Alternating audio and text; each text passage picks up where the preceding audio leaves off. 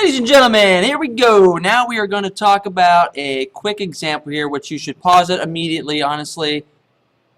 Did you pause it? You should. Pause it so you can write this example down because it's a little different. And we're going to show you here, I'm going to show you in this video, quick little video, about how you can go beyond proving triangles similar and using what we know affectionately as the I Dream of Jeannie theorem, the means extremes product theorem. So as you see here in this example, we got some things given to us. I mean, why don't we just put the given information in there? Yeah, sure. So we got HJK is a right angle. There it is. Right angle. And we got JM is the altitude. So that's cool. Notice, though, here's what's unique about this proof, guys. I'm proving that JM, which is this thing right here, JM, times JK, that's no joke, times JK, so this thing right here, no joking aside, that guy, JM times JK is equal to MK, what? MK, whoops, same color, MK, this thing, times HJ.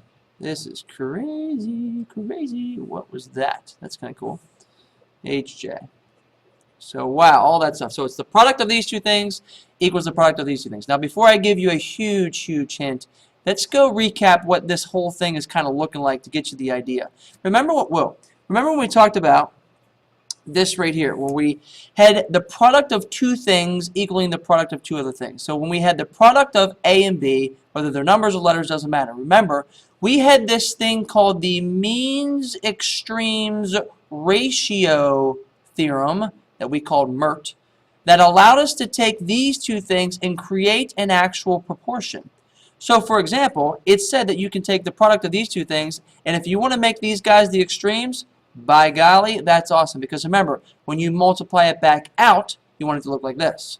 And that would mean then these two things can become the means. Doesn't matter if you put C and D there, or it doesn't matter if you put C and D there. Either way, when you multiply it back out, it's going to be the same thing. That was the means extremes ratio theorem that allowed you to do that. That being said, remember, going from this, however, proportion to this was the thing that we affectionately know as means extremes product theorem, the I Dream of Jeannie, like that. So, that being said, why don't we go over here and look how similar this particular proof statement is compared to this? Oh, it's very similar. So, here's what I'm going to tell you. Anytime you see something like this in a two-column proof, anytime, that's kind of what I'm going to tell you is we're going to work backwards. So yes, we looked at the given information. We know we got right angles. We know we got an altitude. And yep, that's going to form right angles and all that stuff. But let's work backwards. Let's start with what we're actually proving, and let's take this thing and rewrite it into a proportion, just like we did up here where we took this simple little statement and rewrote it with means extremes ratio theorem. Let's take this and do the same thing. So, let me move this over here. And let's take this whole thing, we'll make it a ratio, so proportion. So let's go, I don't know, you can choose whatever you want to do here. You want to take JM and put it here? Great, put JM there. That means JK is going to go down here in the fourth spot. And then I can take these things and switch them up and say, great, that means MK can go right here, and boom. MK can go right there, and HJ can go right there. So that's cool because now I know if I do means extremes, if I do means extremes product theorem, that would allow me to get back to this particular statement here, the proof statement. So that means what? All I have to do is somehow get this to be true in my two-column proof, somehow, and then I know I can apply the means extremes product theorem to get to my final conclusion. But wait. Go back to what we just talked about in class and what the last video was on. Remember what I told you about this hint. Anytime you see something like this in a two-column proof, wherever it is, where you have the ratio equaling a ratio, the product of two particular sides, what am I saying product? The ratio of two particular sides of a triangle equaling the ratio of another pair of sides. Oh, that, remember, meant this. Bingo. That you had to somewhere in your proof, you had to somewhere prove triangles similar. Same thing applies, guys. There's your huge, huge hint. Again, write it down. You need to make sure that you do that because anytime you see this particular statement here, I promise you this. I promise you, you're going to have to somewhere in your proof, at least the ones we're going to do in class. How about that? 99% of the time, when you see this statement, you're going to have to prove triangles similar. And actually this. 99% of the time, anytime you see this, you're going to have to do this first. That's why I said to work backwards. So somehow, let's get to this, but somehow, let's get to triangles similar, because once we get triangles similar, then we know we can use corresponding sides of similar triangles or proportional to get to that. So as you saw, I just kind of really stepped it backwards. I went from my proof statement to this proportion to knowing I had to prove triangles similar. So let's now go up in the actual proof and prove some triangles similar. And we got all kinds of things that's happening up here with this particular picture. We got 3 different triangles. So we got to be picky in the ones that we choose. So let's do this at least. Let's go up here and let's get our second statement going, because we at least know whether we know where we're going with it or not.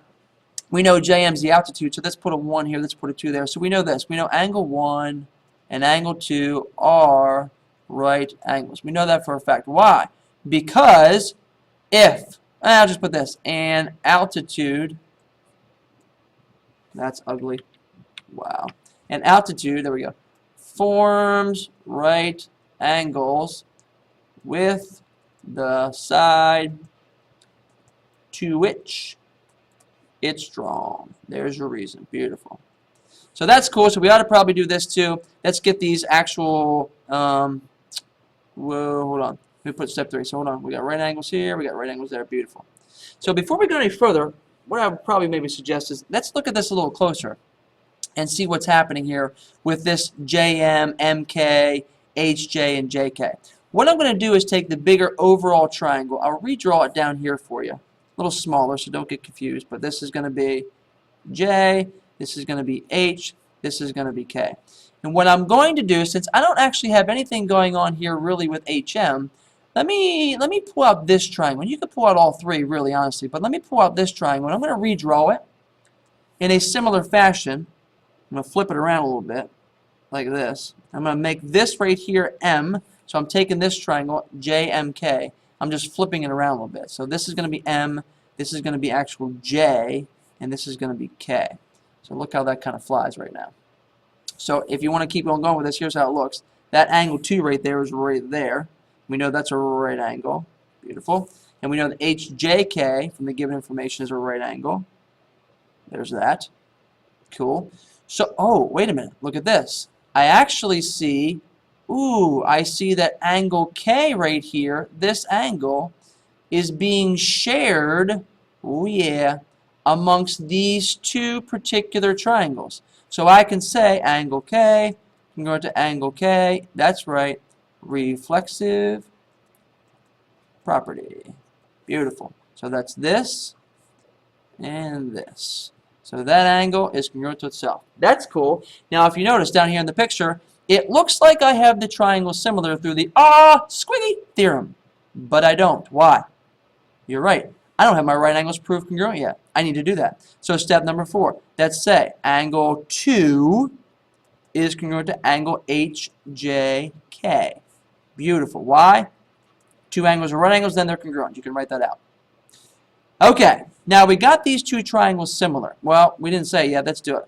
Triangle HJK similar to, let's make sure we go in order, HJ, I'm going from no tick mark down to a right angle, so I'll go J down to the right angle. So JM, and then we finish up with K.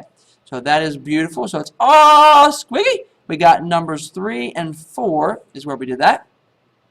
Now here's what I want you to notice.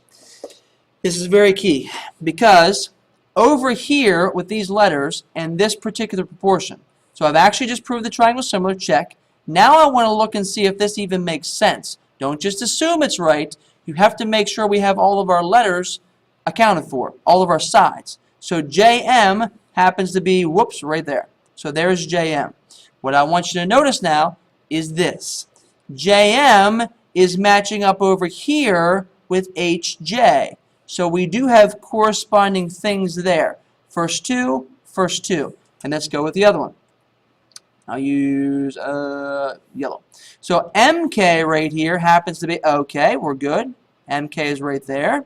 And JK, no joking aside, is right there. So you can see these particular things are in corresponding spots in these 2 similar triangles. Therefore, here's what I'll do. I can take this particular statement right there, and I can write it, Jm to Mk equal to Hj to Jk. Why?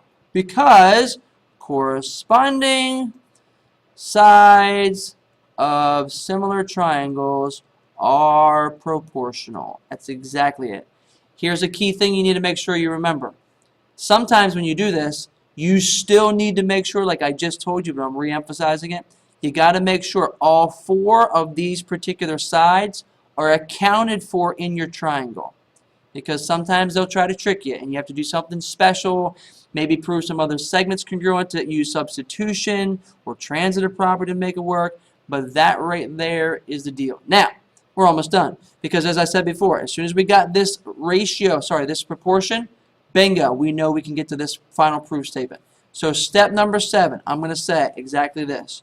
Jm times Jk equals Mk times Hj.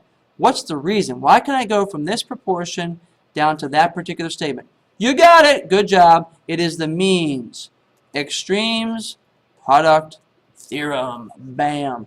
Ladies and gentlemen, there's your first example.